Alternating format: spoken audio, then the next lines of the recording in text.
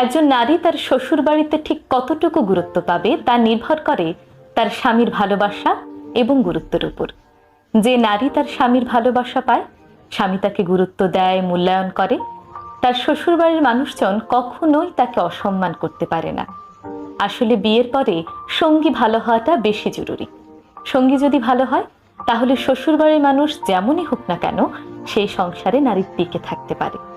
কিন্তু সঙ্গী যদি ভালো না হয়, তাহলে শ্বশুর বাড়ির মানুষজন যত ভালোই হোক না কেন সেখানে টিকে থাকা একজন নারীর জন্য কঠিন হয়ে পড়ে। স্বামীর মানসিক সাপোর্ট এবং ভালোবাসা নারীকে দাম্পত্য জীবনের প্রতি আরো মনোযোগী করে তোলে। তাছাড়াও স্বামীর দায়িত্বশীল আচরণ, সহানুভূতি, সহমর্মিতা এই জিনিসগুলো থাকলে নারী অনায়াসে যুগের পর যুগ সেই স্বামীর সঙ্গে কাটিয়ে দিতে পারে। আসলে বিয়ের পরবর্তী সময়টা সকল পুরুষের জন্যই খানিকটা চ্যালেঞ্জিং, কারণ এই সময়ে বাবা মা